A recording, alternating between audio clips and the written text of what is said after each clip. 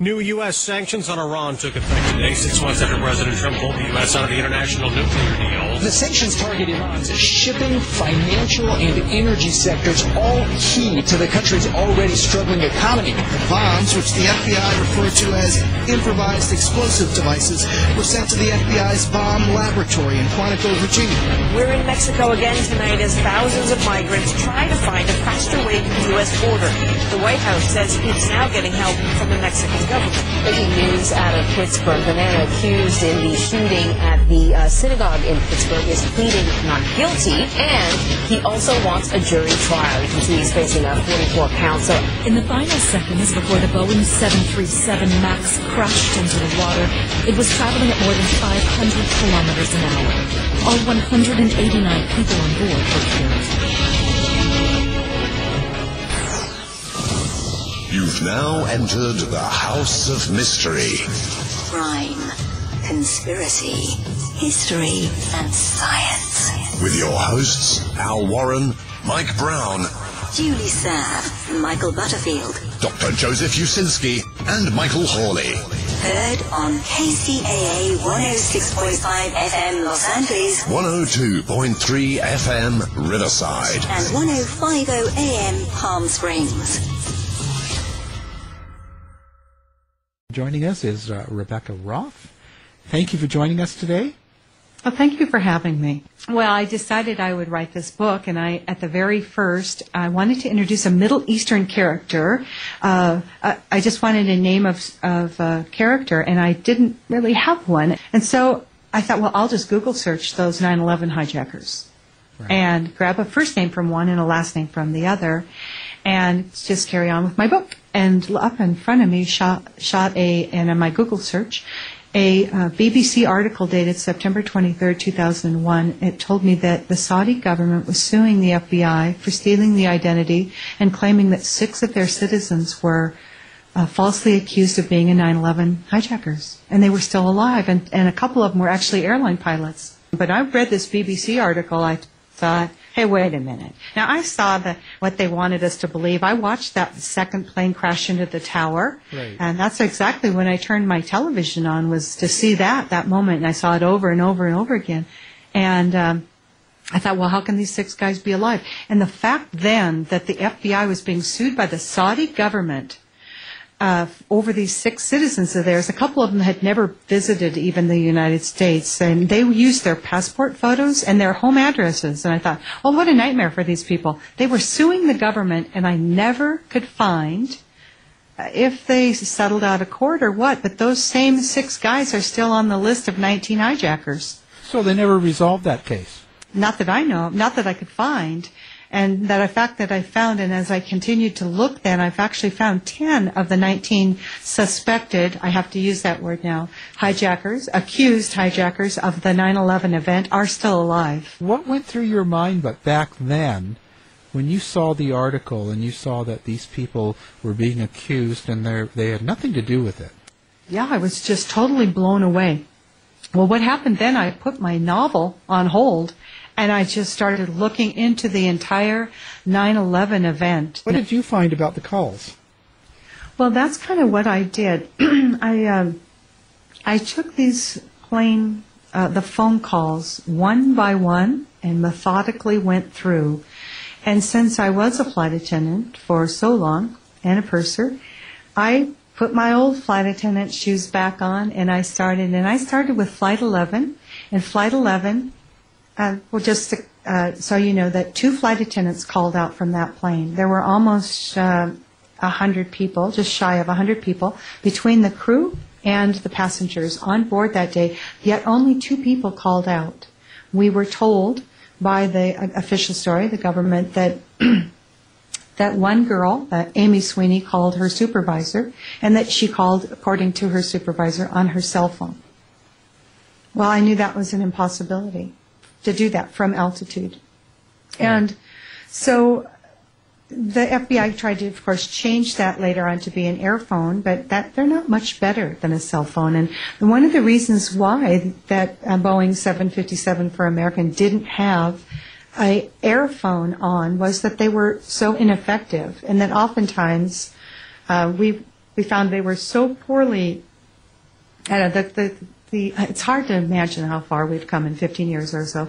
But the phones didn't work. If you maybe could use one phone in first class or one in a coach, but if you had somebody on the phone in first class, and oftentimes that second phone couldn't even connect. And they were very expensive, and their quality was not very good. And so oftentimes you'd just pay $13 a minute for static, or the phone would drop. And so they were not much better than than trying to use a cell phone. A cell phone was impossible at altitude. And what happened was there were two flight attendants that called in. They called in at the same exact minute, and that's about 20 minutes after they left Boston. And I'd flown out of Boston, so I had a pretty good idea where the territory was, where they were actually located. And Betty Ong was the first flight attendant. She called the reservations, which was a very unusual place for any employee to call, because you were always on hold for 20 minutes or so. And in an emergency like a hijacking would be, I thought, well, that's the craziest phone number you'd call. You could call your supervisor or someone else, but reservations, it's not easy for us to get through either. So Betty Ong calls in, and she calls to a reservations gal, and the first thing Betty Ong says, I couldn't even believe what I was reading. She says, he, as in one hijacker, not the 5 or 4 that the government said, one, he has sprayed pepper spray or mace or something in business class, and we can't breathe in business class. She tells the reservations gal that she's seated at 3R, which is the aft jump seat, which is on that aircraft, it's about 150 feet, 159 feet away from business class. So it's kind of a long distance. However, let me just give you an inside track. If you are in a pressurized aircraft at altitude, which they were supposed to be, and someone sprays cheap perfume, mace, pepper spray, or something else inside that cabin, and even if you'll remember the days that when we had smoking on board and it was only the front half or the back half of the plane, everyone smelled the smoke. Oh, yeah. Well, on the same kind of thing with pepper spray or mace, within 2 to 3 minutes, everyone on the aircraft, including the hijackers, the pilots, the crew members, and all the passengers, would be suffering from the effects of the mace. And yet, she sat on the phone for 27 minutes and never coughed or complained about the pepper spray or mace. And I realized right then and there that that aircraft was no longer pressurized. Then she went on to say something else that only a flight attendant maybe could hear. She said he stood upstairs.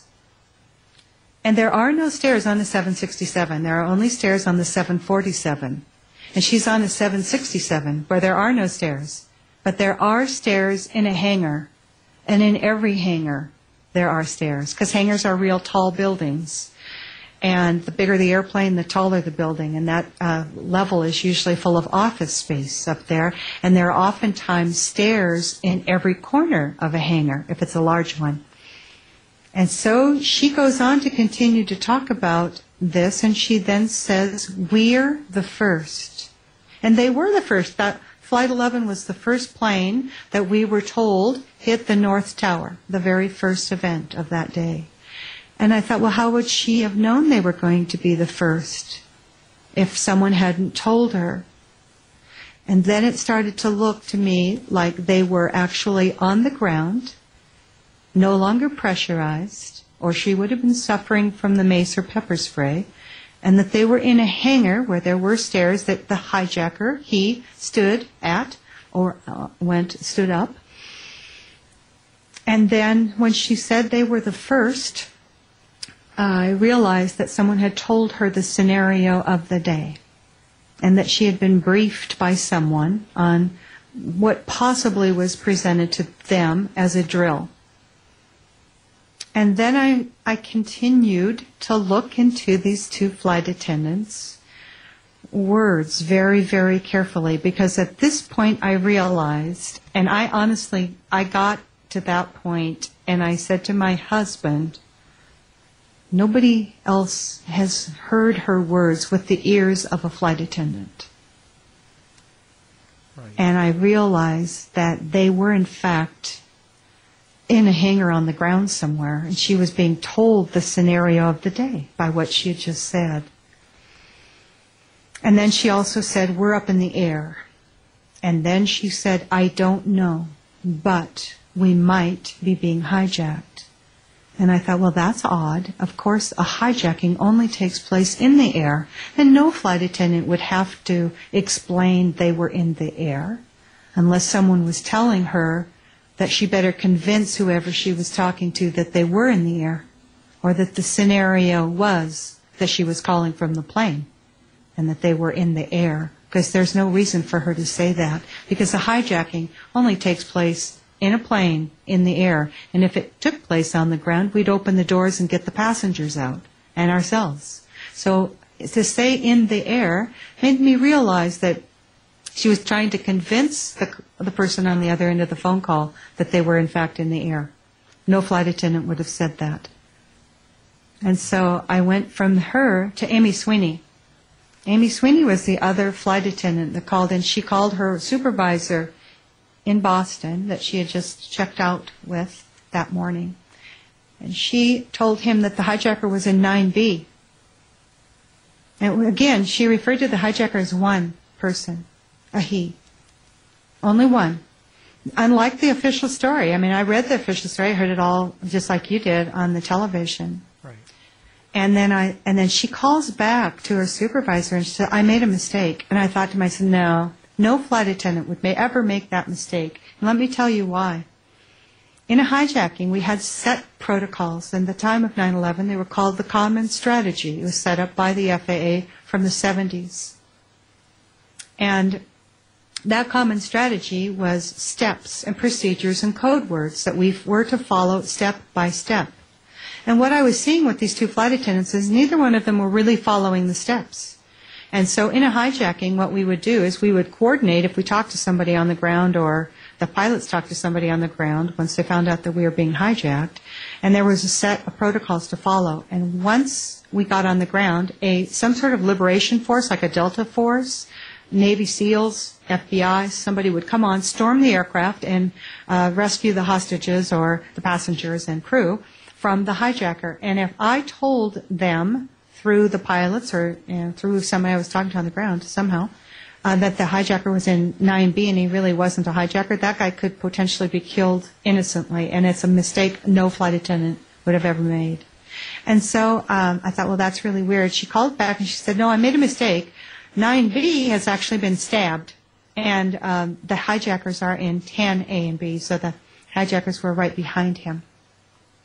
Well, I did a little research on who was the passenger in 9B, and lo and behold, was I shocked to hear this.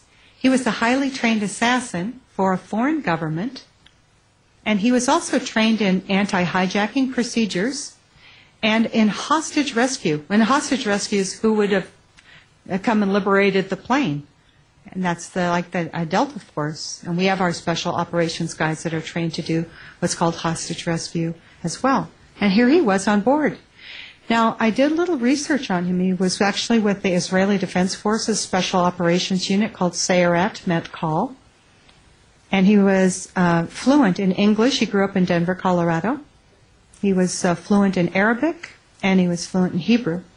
So we are expected to believe that a trained assassin and an anti-hijacking specialist who was fluent in the language being spoken by the hijackers sitting in the row behind him. Think about this for a minute. The last time you flew and you overheard the people talking in the row behind you, sometimes we overhear embarrassing conversations or arguments even, because it's real easy when they're less than 2 feet away from your ear, planning what was referred to as the new Pearl Harbor of 9/11. And he did nothing. And on their way to the cockpit to commandeer it, these two 5'6", 5'7" hijackers decided they'd stab him with the plastic box cutter and kill him. Do you believe that story? Because that is the official story. If you can believe that, you're stretching your imagination real far. And you're no longer using logic. So take your hand and slap yourself across the face. Let me give you a reality check. A highly trained assassin from the Sayeret Metkal, Let me tell you this. He is trained to kill people. Now, I did a little research on him, and his friends from the Israeli Defense Forces said of him that he could kill any human being with a pen and a credit card. And he was a businessman traveling on business, and he had a pen and a credit card with him. He was also fluent in the language the hijackers were planning to take over the cockpit, sitting right behind him. So, okay, that just gave me a wake-up call. I hope you slapped yourself so you can get that wake-up call too, because that's exactly when it hit me. That it wasn't hijackers on board. It was handlers on board. As I continued to look into the other flight attendant, Amy Sweeney's, what information she was giving to the company through her supervisor, after she made the mistake no flight attendant would ever make by labeling an innocent person as a terrorist or hijacker. She also said that 9B was being tended to by a doctor and a nurse, and she said that Betty Ong was seated with her in the second to the last row in coach. Again, they're about 150 to 159 feet away from the cockpit, first class, business class, the front section of the aircraft. So it's very hard to know what's going on up there. They're sitting in passenger seats. According to Amy Sweeney, they were sitting together in the second to the last row. But remember, Betty Ong said, and she said this about 10 times, that she was seated in her jump seat at 3R, which is quite a ways away from the last row in coach. And so I'm seeing that, okay, there's another problem here, because it's very important in a hijacking that you give the same information. And it can't be two things. Those girls are in two different locations. They're either in a coach seat together, or one is in a coach seat and one is in her jump seat. And they're both giving this information. And then Betty Ong said that they'd paged for a doctor or medical personnel and no one showed up. So we have someone saying that a doctor and a nurse are attending in 9B, and we have someone else saying there's nobody to help him. That's wrong. That can't happen. In real life, that doesn't happen. And so when I started to go through, and I am reading an FBI transcript, and when I start to go through this with my flight attendant mind, I went, uh-oh, here we have a highly trained assassin. This is a man who is trained to kill people, assassin people. Remember JFK? Yeah.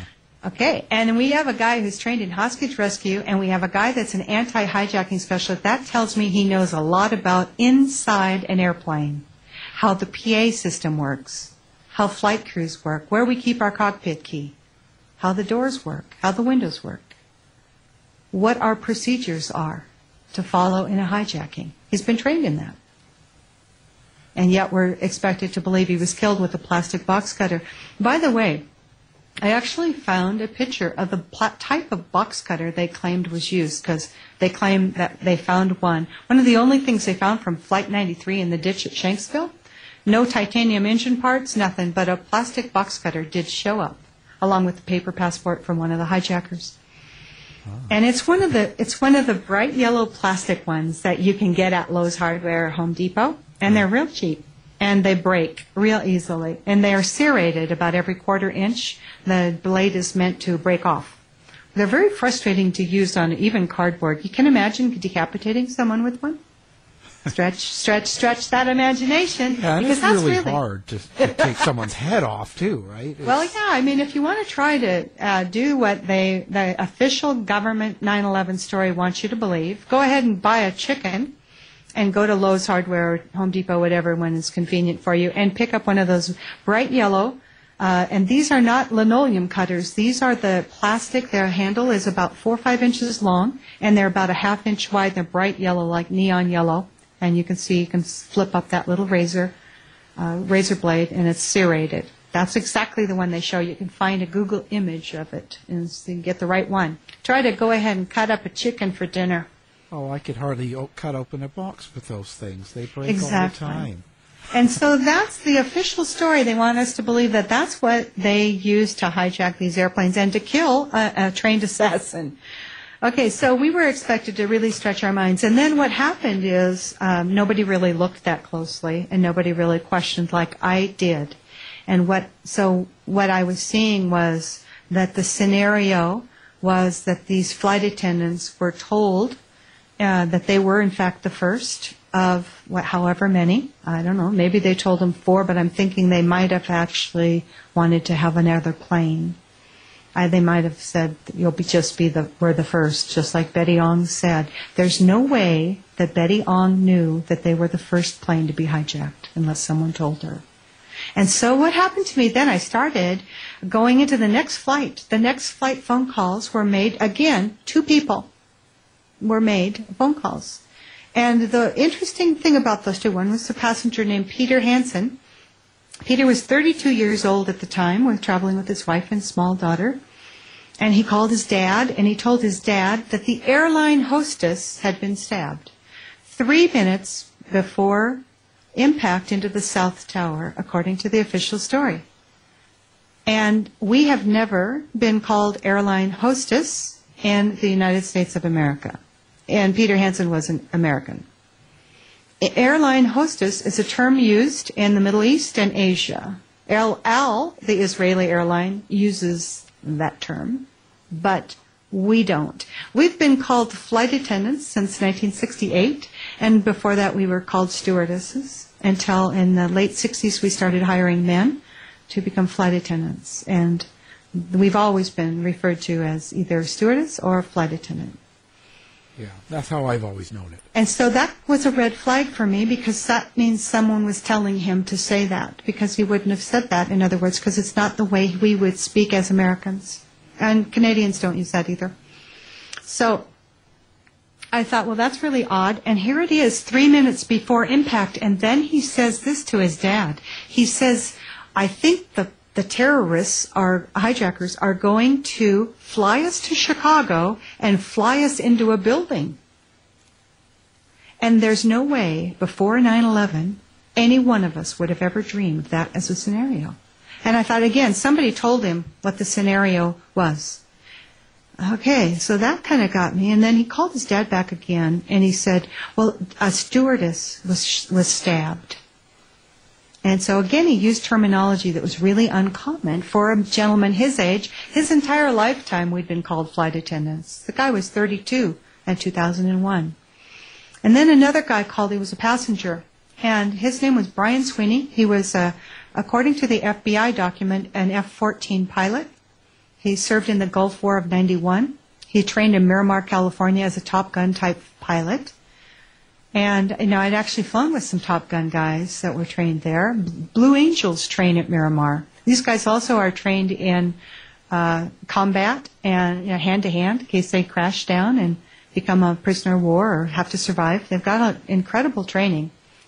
Brian Sweeney was 6'2", 225 pounds, and his friends said of him that he could kill any human being with his bare hands. Now, on the hijacking day, at 3 minutes before impact in 9/11, he called his mommy. And he told his mom that he was on a plane, been hijacked, didn't mention the hijackers or anything, wasn't looking good, he told her. And then she asked him where he was. And he looks out the window 3 minutes before impact, Manhattan, Twin Towers. Think about this. And he says, we're over Ohio. And I thought, well, that's a weird thing to say, because he's a pilot. Even passengers know Manhattan when they see it. New York is like 365 square miles. You're in New York for a very long time. Yeah. And if you're close enough to see the ground, which he was, 3 minutes before impact, I could actually look at an NTSB chart and tell you exactly where they were, but they were probably 6,000, 7,000 feet at the maximum.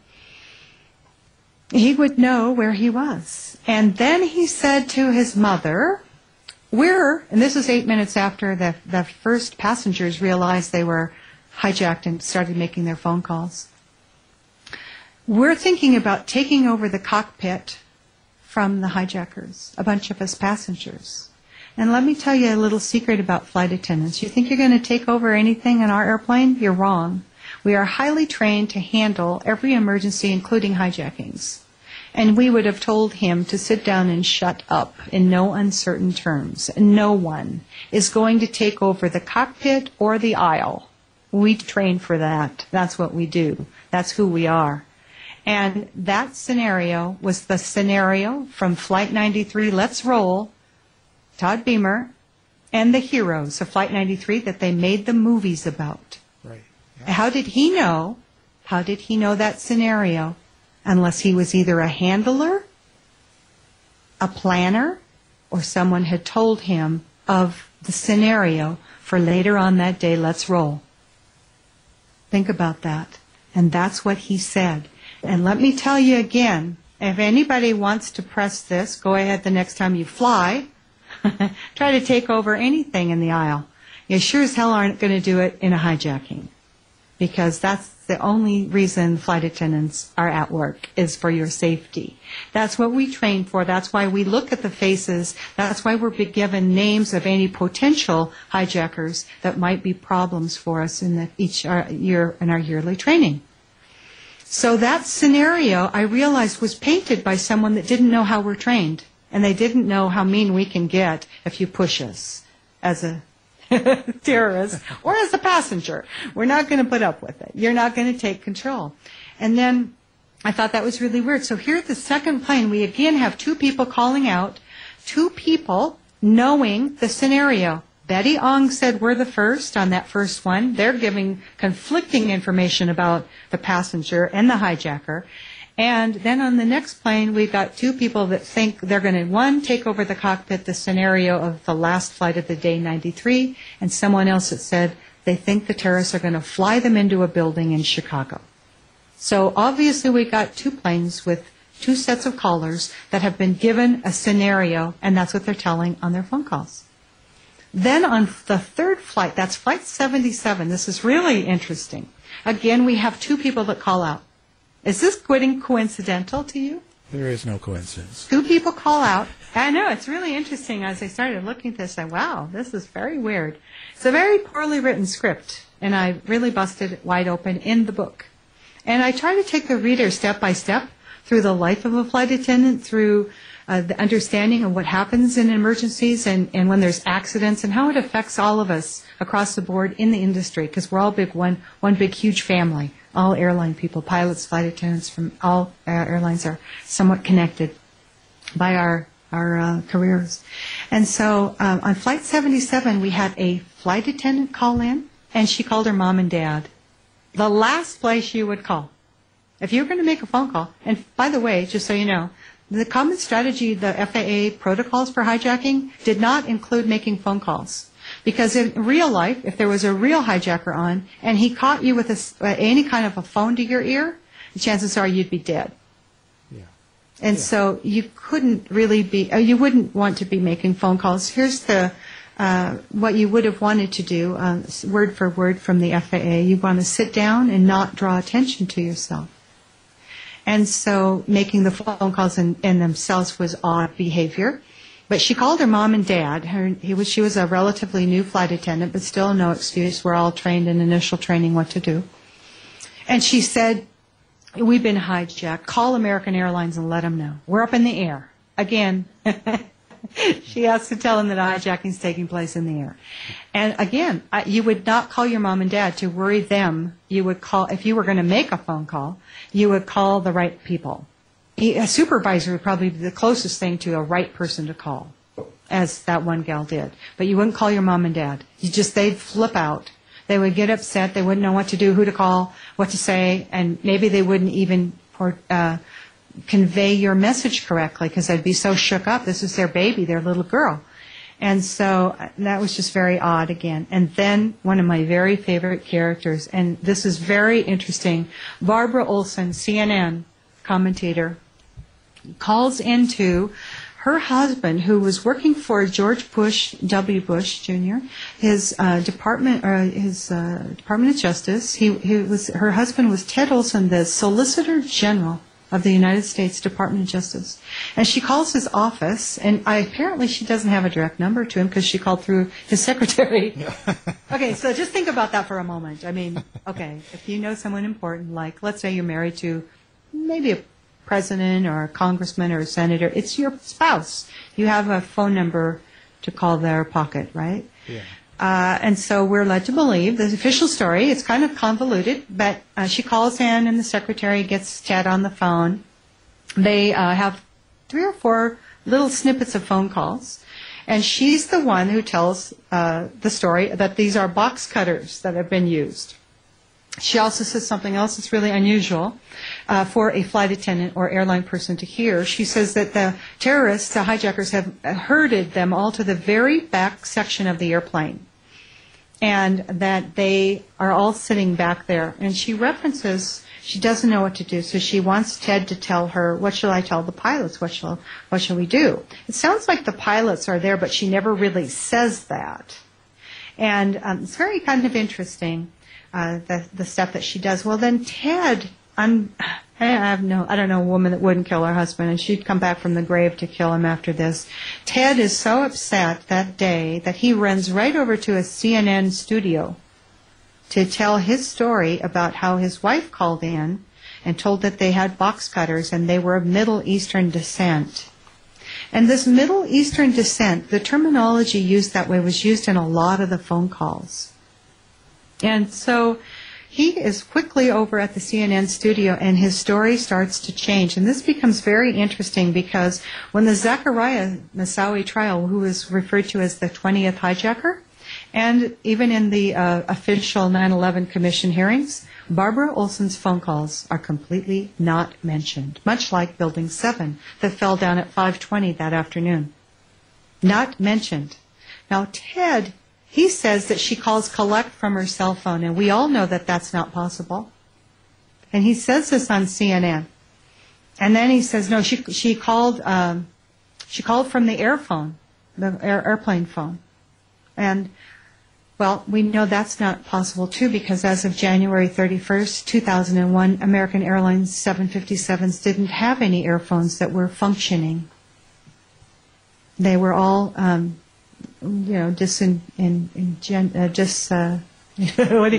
disengaged. They were either removed from the airplane or no longer functioning. They were unplugged. They weren't working.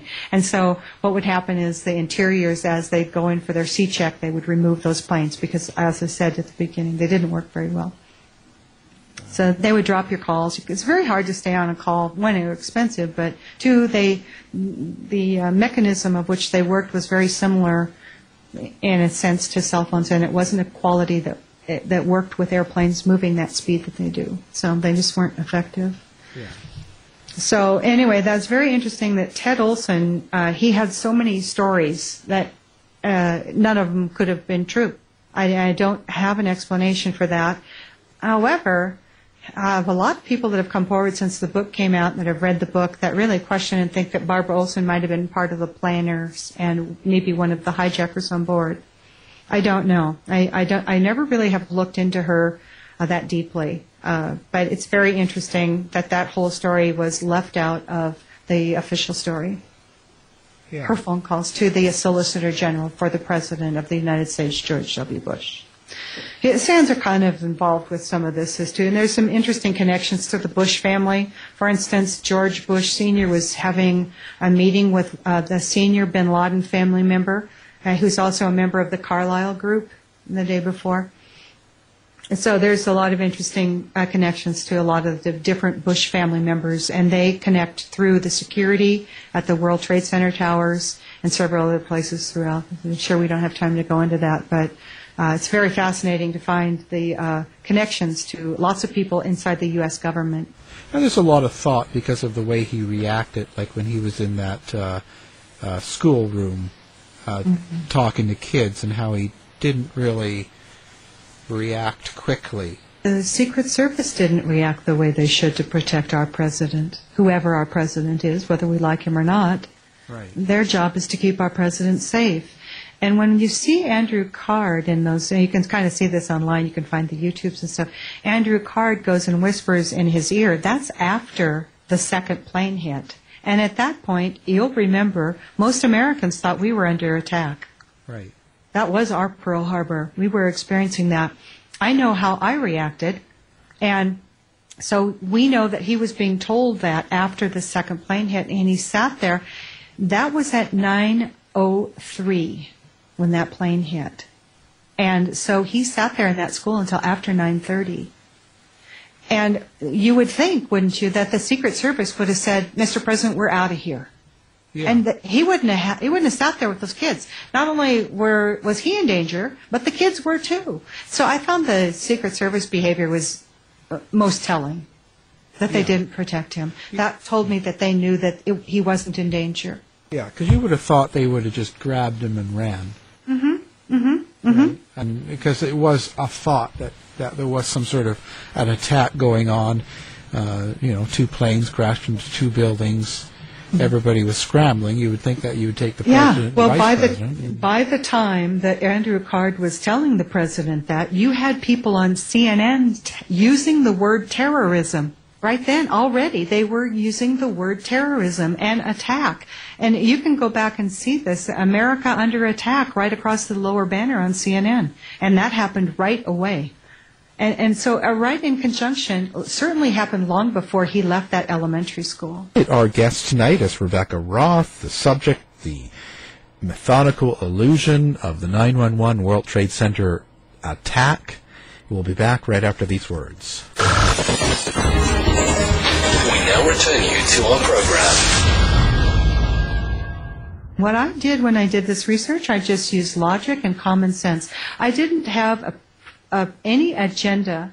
I'm not political. I'm not left. I'm not right. I'm an American. And I didn't have an axe to grind with Arabs, Muslims, Jews, Catholics, Protestants, anyone else. I just wanted to find the truth. And so when I looked at this, I used, I studied hard sciences in college, organic chemistry, biochemistry. So I was into research. I like to do that, and I'm able to stay on track and research that way.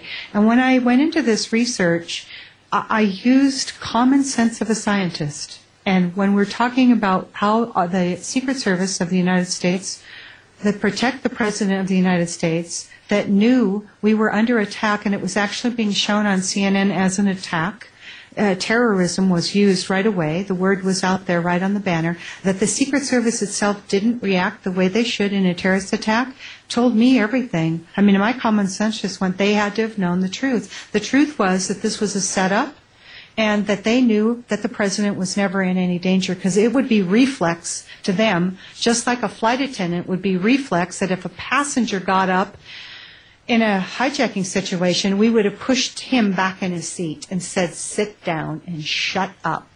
Don't get up again. And that would be a command to you as a passenger. If you think you're going to get up and fill coffee pots with hot water and run up the aisle and take the cockpit back that way, I'm going to tell you another reason that's not going to happen. Not only would no flight attendant crew members let you do that in a hijacking, but the box that sits between the captain and the co-pilot is the flight computer that is a bit sensitive to water and liquid. Like China syndrome, your airplane would not be flying well. Yeah. So the last thing we would do when we hand the captain a glass of juice or water or coffee, it goes over his left shoulder, over by the window that wraps around the cockpit, and we say, Captain Johnson, your coffee's coming in off to the left. And he knows to turn around there. Because if he accidentally turns around to the right, that computer's sitting right under his right shoulder, and your hand with that coffee could be hit, or you could hit turbulence, and that liquid jumps out. And it doesn't take much to do some computer damage to the computer right there. The last thing any flight crews would allow is 3 or 4 passengers with hot water or hot coffee in coffee pots running into the cockpit, which, oh, by the way, that was the scenario that we are led to believe happened on Flight 93 while the aircraft, according to the FAA and the National Transportation Safety Board, was coming out of the sky 6,000 to 10,000 feet per minute at an angle of 40 plus degrees, and at one point upside down. Well, it's a scenario that's impossible. All of the calls from Flight 93, and there were a lot of them, there were 30-some, by around 11 passengers and a couple flight attendants. No, there was 11 calls from 11 people. I think 9 passengers and 2 flight attendants were taken off the plane and were made phone calls. And those phone calls were only to create heroes. And another thing that's interesting about one of the characters that was on the phone to his wife the whole time, he also was a judo champion, a black belt in judo. He's 6'2", 225 pounds, much like the guy that was the fighter pilot the Top Gun guy. Yeah. He sat on the phone and talked to his wife the whole time up until the very minute that we are led to believe the takeover of the cockpit supposedly took place. Well, I looked into all of those characters that supposedly were the heroes of Flight 93, Let's Roll, and those other guys. Yeah. Well, they were all on the phone in separate rows in coach, not even close to each other, on phone calls to other people. They didn't have any planning time. Interestingly enough. The judo champion, he's also just happens to be a Jewish gentleman. I believe he was 33 years old. Nice young age for a special operations guy, just like the others that I found. They are potentially handlers. Instead of using some of that judo he had, he let those 5'6". By the way, the terrorists, none of them were very big. On Flight 93, the guys were about 5'7", 5'8". I mean, they're not big men. They were not 6'2". They weren't judo champs. None of them were trained in combat, hand-to-hand combat, anything else. They had plastic box cutters. Well, maybe. there you go. They had plastic box cutter. They didn't need to be.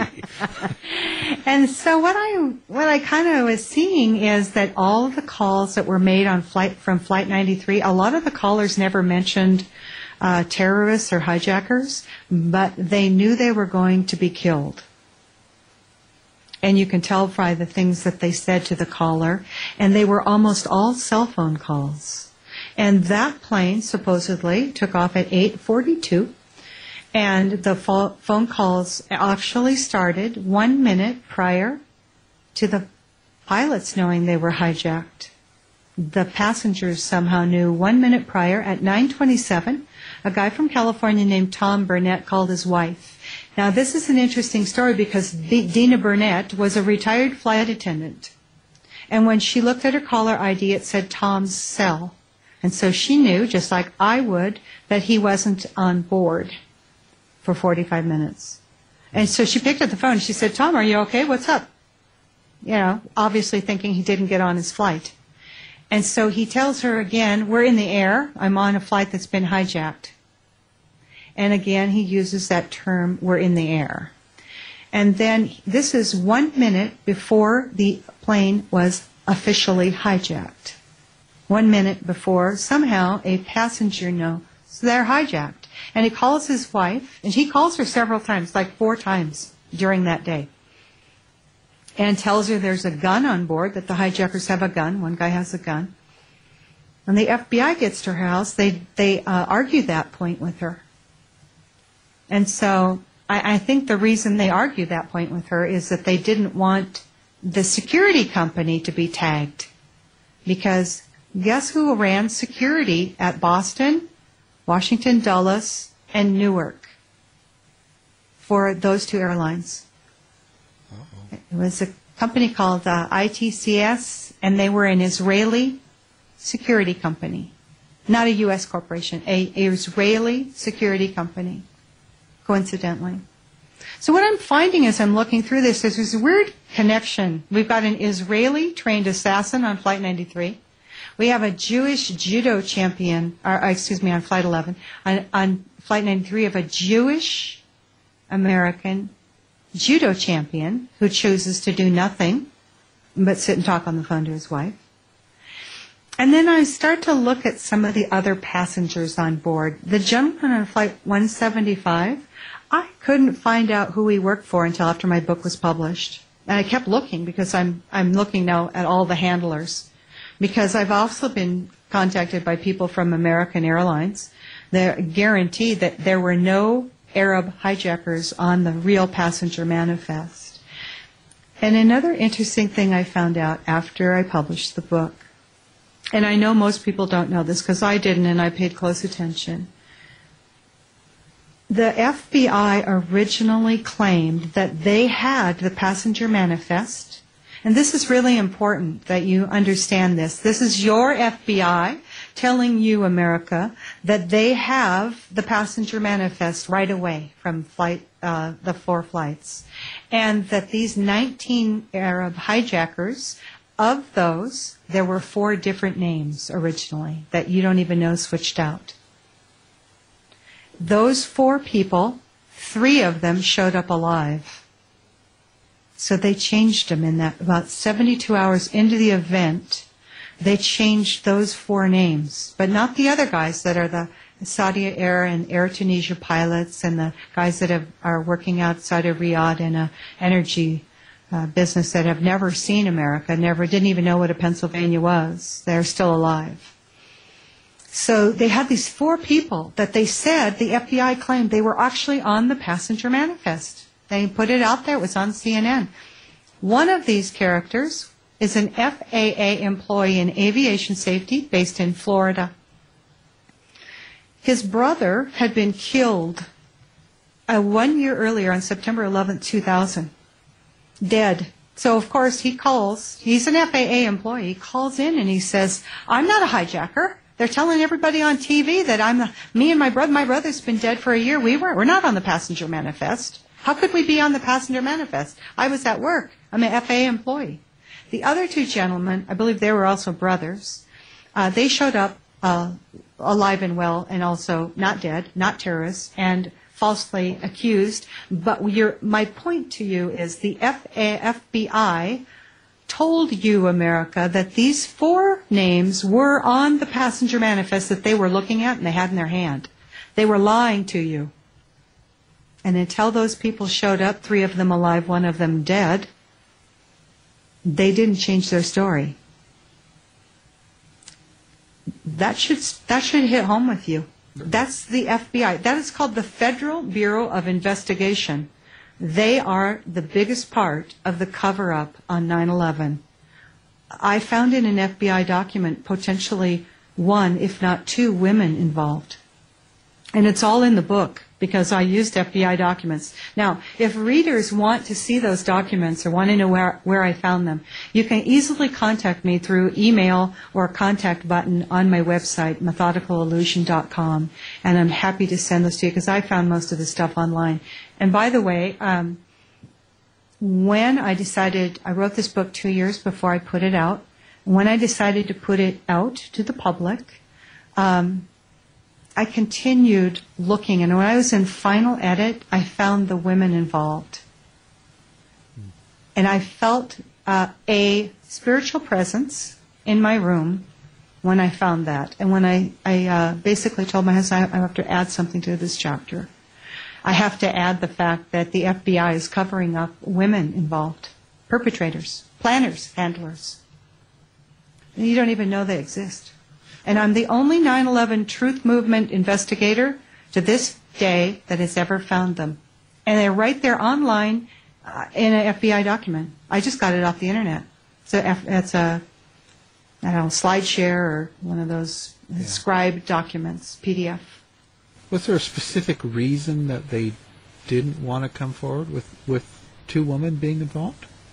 Because they want you to believe there were 19 Arabs. Because these women were not Arabs. And a lot of the Arabs they accused on the list, like isn't there 10 of them that are still alive that were suing FBI? Yeah, and I never could find out how that lawsuit was settled. It was the Saudi government suing the FBI for stealing the identity. They posted not just their photos, and these were like passport photos from their ID, but they also posted their home addresses to these innocent people. And by the way, 6 of those people right now are still on the official list as being dead and hijackers. And I've been contacted since the book came out by some very interesting people. One of them is someone who's living in Turkey. And apparently that these people that have been accused of being hijackers on the 9/11 event have been on television. And so they're looking for YouTubes, and they're going to translate or put some, what do you call those little subtitles, and so that they're going to send those to me when they can find them, that these people have gone on television, and they are still alive. But they are the official 9/11 story hijackers that are dead that did this. We haven't got to this on air here. I know what's going to happen, but so let's talk about the planes themselves. So, what are you telling the audience happened to the planes? Well, this is what when I went through all of these phone calls and I saw that Flight 93, those calls were all just to grab our emotions, to get us emotionally hooked into this. These are people that were calling to say goodbye and I love you. And let me just tell you that there's a very interesting thing your readers or listeners, excuse me, I don't know, maybe you blog too, your listeners can look this up, and you can look up a flight attendant from Flight 93, that's the one that went into Shanksville, supposedly, on Wikipedia. You can use Wikipedia because they have this here, and you can just put C.C. Lyles, it's C-E-E-C-E-E-L-Y-L-E-S,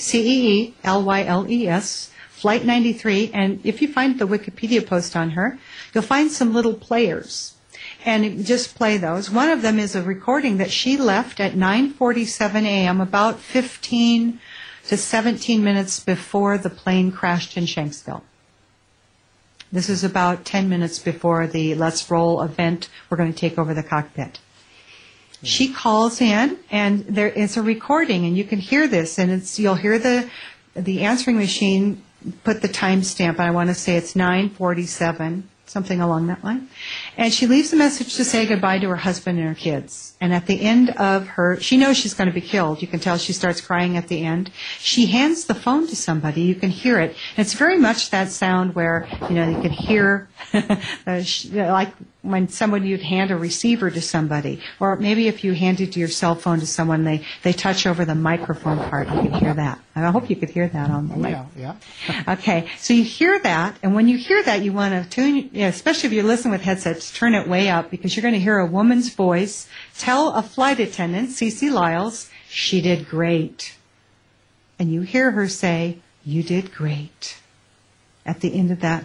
And go ahead and right-click and save it if you can, because the government will be removing this. Because every time I do an interview, I tell people to go do that. And you're going to find that, let me tell you this, that at that point, 15 minutes before impact, nobody's telling the flight attendant she did great for making a phone call to say goodbye to her husband and her children. I found this information online, right there in Wikipedia, right in front of our face. And so much like the Illuminati loves to do, they love to put it right in your face. Much like March of 2001, they put this TV show called The Lone Gunman. And basically was a scenario where these planes had been taken over and were being flown into the World Trade Center. How surprise, how this happens. Okay, so you're going to ask the question, what happened to the planes? How did this happen? Remember that Betty Ong said she didn't know, but she might be being hijacked? Right. What that told me was anybody that's a flight attendant that's in a hijacking knows they're being hijacked. There's no doubt about it. There's a hijacker with demands.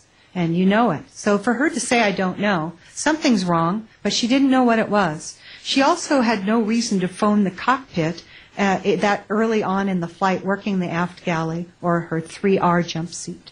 That would be something only the lead flight attendant or purser would be calling the cockpit for one reason. And so I thought, well, you know what? The plane must have been descending or something. There must have been some reason, because why would she say that? Because there's no reason that that person would be wanting or needing to call the cockpit. She could call the lead flight attendant or the purser if she had a question or an issue, but that early on in the flight, there's no reason. So somebody didn't know that. Somebody that planned this didn't know that she shouldn't be calling the cockpit, wouldn't have been calling the cockpit from her work position. So when I started digging through and seeing all this stuff, I'm like, okay, well, I'm starting to see this is a very poorly written script by someone that didn't know that cell phones don't work at altitude, and they don't know what a flight attendant would allow to have happen in the aisle in an emergency or a hijacking, and they don't know the code words, and they don't know our protocol. And that's why the story came out the way that it did. Now, I remember in the early 90s, there was a company called SPC Corporation that sold to Boeing, up there in Seattle where you are, a device that fits right into the Boeing onboard flight computers called the Flight Termination System. And this system was sold, listen very carefully to what they said. This system is a plug-in device to the onboard flight computer. It was sold to some commercial carriers, not all, in the event of a hijacking, and a hijacker took control of the cockpit, we can land the airplane remotely. And so you're probably asking yourselves now, why then didn't they, on that day, they had 4 cockpits commandeered, why didn't they land those planes remotely? Because those systems were already in use by the perpetrators, planners, and handlers, not 19 Arabs, of the people who did this. Now, when the flight termination system takes over, just so you understand this, it uses the same frequency as the flight transponder. It's also referred to as a radio beacon or the transponder code number. It also makes it so the pilots can no longer speak to anyone on the ground, other airplanes, or the flight attendants in the back. And another thing that Betty Ong kept saying is, the pilots aren't answering their phone. We can't talk to the pilots. And that told me the flight termination system had landed the aircraft, and that would be why she would want to call the cockpit, because on a 6-hour flight from coast to coast, she would have been busy fixing breakfast, making coffee, and pulling out very heavy carts that would very much safety-wise need to be locked back into that galley once they started that descent, which they did, because they were on the ground, no longer pressurized 20 minutes after they left Boston. So where did they take the planes? The planes were all taken, and I let the reader know this, and I also teach the reader exactly how I found this out, because there's a website I direct you to. It's real. This is a novel, and some people have fictitious names and identities and political stance, but there is a novel, but there's a lot of truth wrapped into this novel. So at the end, you can call and ask me what's real, what's not. But what I found was then all of the phone calls from all 4 aircraft had to have been made on the ground, because it was an impossibility to call from an airphone on Flight 77. Flight 93, that was all 45 minutes into their flight that those calls started to be made. That was at 32 to 39,000 feet elevation, impossible to do. And so what I discovered was that since all these aircraft were loaded up with fuel, they had to have at least a 10,000-foot runway. That was not a commercial airport. And I found the location where all 4 were brought. The phone calls were then made. And you'll recall, at the beginning I told you, of each of those first 3 aircraft, 2 people made phone calls. And what I believe happened is that this base was C-5 Transport Base, located in Massachusetts. A C-5 transport's larger than a 747. That's the one you'll see on the TheraFlu commercial that opens up, the whole front nose opens up, and they can put tanks and large things in there. And this was a C-5 transport base. And after the book came out and I did a couple of interviews, I got contacted by someone that was in the reserves based there, and I never mentioned in an interview the exact location. And she told me the name of the base. And she said she had been based there, and that that base had been evacuated. And when they got called up active duty the morning of 9/11, they were locked out of that base. They were put up in hotels off the base for 2 to 3 days. And when she heard this story and this interview and what I did when I deconstructed the 9/11 event from a flight attendant's perspective, she said, my heart sunk, and I knew that that's where those 4 planes were, and now I know why we couldn't get on the base. Pretty thrilling, huh? Yeah. Do you think that there was a purpose behind taking these planes? Is there a reason? The reason is well written. You can also, your listeners can also find this. You just want to Google search Project for a New American Century. It was called, there was a need for, you can find out who all the signers were that wanted this and planned this. There was a need for what they referred to actually as a new Pearl Harbor in order to manipulate and get the American public to rally behind 7 planned wars in the Middle East. Yes, that was the reason. So it's really, in essence, it's really a way of changing the country. Exactly. To accomplish something. So like the Patriot Act and the whole Homeland Security, like everything changed really quickly afterwards. Exactly. And very true. I mean, that's exactly, it was what's referred to as commonly as a false flag event. Now, the last flight, there were so many people because all the handlers were free. But what we think happened is that the crews had to have been told they were part of a drill. Ongoing that day were over a dozen military war games across our country. So there was a lot of confusion when the air traffic controllers called to tell NORAD, the northeast sector of NORAD's called NORAD, that there was a hijacking on Flight 11. They thought it was part of a drill because some of the drills actually were airplanes being hijacked and flown into buildings. How freaky is that? It's just like the drill went live, right? And so it caused a lot of confusion because they didn't know if they should scramble jets. And by the way, because of those scheduled war games that Dick Cheney rescheduled to all happen on September 11th, they were supposed to happen in October, a lot of them. But they rescheduled them to happen on September 11th morning. A lot of our jets that we would have thought were scrambled to save the hijacked aircraft were actually on the other side of the country or out over the Atlantic Ocean. They were not available. So there was a lot of confusion, and a lot of our jets that would have scrambled were taken out, were somewhere else. They were not available. And when they took the 2 people off each aircraft, 2 people were removed to make phone calls. And when they did that, a canister of some type of lethal gas, much more lethal than pepper spray or mace, was put in the aircraft. The door was shut. And before the flight crews could realize it wasn't a drill and it wasn't fake smoke, they had enough gas in them to make them unable to save the passengers or themselves. Yeah. That's how we think it came down once they got there to the hangars. Now, it's very interesting, too, because those first 2 planes came in about 15 minutes apart. And then, so they had literally quite a few people to get rid of. And the gas would have done that. And you'll remember that Peter Hanson, the guy that called his dad 3 minutes before and thought they were going to go to Chicago, 3 minutes before impact, he also told his dad something else. This is again in FBI documentation. He said the passengers around him, they sprayed pepper spray or mace or something, just like the other people said, the same words.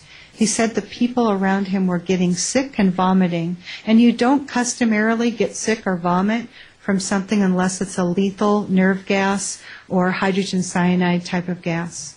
You had a tie also in the book to the third building that collapsed. What's the biggest connection with that? That's a real fascinating connection. A lot of people, if you're old enough to remember, there was some scandals going on. Enron. Do you remember Enron? Right. WorldCom and Global Crossing. Those 3 investigations, by the way, were all going to court in October. And all of the evidence for their trials was held in Building 7. And interesting about Building 7, Building 7 was never hit by an aircraft, and yet you saw it come down. When I saw it that day at 5:20 in the afternoon in New York, I mean, it wasn't that time where I was, but in New York it was 5:20 in the afternoon, I thought it was an implosion, just like you see the Kingdom or the old casinos in Las Vegas taken down in a controlled demolition. I thought that's what I was looking at. I had no idea they were claiming that this was actually related to the terrorists until later. When I saw it come down, my brain said, well, they imploded a building. How'd they get that wired so fast? That was my question. And so a lot of people still to this day don't know that 3 buildings fell down, but actually several more buildings were destroyed. There were a lot of things that happened on 9/11 that we don't know about if you just learned from TV, because I didn't know about it until I went into the research. Stolen gold, fake gold bonds, Brady bonds. They had to funnel in to a very heavily monitored gold market, $240 billion worth of stolen gold. And this was gold and gold that was stolen actually from the Philippines and through how we manipulated the financial collapse of the Soviet Union. And by the way, those Brady bonds were expiring September 12, 2001. They were held in the offices of Cantor Fitzgerald, which was exactly targeted by one of the aircraft. There's just no coincidences. Well, it's like I have my character, Vera Hanson, my protagonist in the book. She questions this. Also, those investigations were being looked at And so was a missing $2.3 trillion that Donald Rumsfeld had announced the day before. That was an investigation was going on. The comptroller of the Pentagon was a rabbi named Dov Zakheim. He's an Israeli citizen and a U.S. citizen, a dual citizen. He was the comptroller. That's the money handler, the banker of the United States Pentagon. Interesting thing about him, the investigation that was going on was done in the Office of Naval Intelligence and the Army auditors. And guess what? Somehow those terrorists knew that those two offices were the ones that needed to be directly hit and completely taken out inside the Pentagon that day, and they were. End of story. Nobody ever asked, and no answers were ever given about the $2.3 trillion that was being investigated missing by the comptroller, good Rabbi Dov Zakheim. An interesting thing about Rabbi Dov Zakheim, he was the CEO of the company, SPC, that made the flight termination system that remotely took over the aircraft. That's how we are using, how we fly our drones around the world still is through the FTS, the flight termination system, by the SPC Corporation. He's no longer the CEO. He went on to work for Booz Allen Hamilton after this, and he ran Romney's campaign in foreign I guess he was a foreign policy advisor for Mitt Romney for his presidential campaign. And it's very interesting. He's also connected to another company. It's a subsidiary of SPC, which he was the CEO of, called Tridata. And Tridata has an interesting history. They did some of the construction right after the 1993 bombing of the World Trade Center. They're the only company in the United States to ever have access, since the official or original architects, to the blueprints for the two towers that fell that day.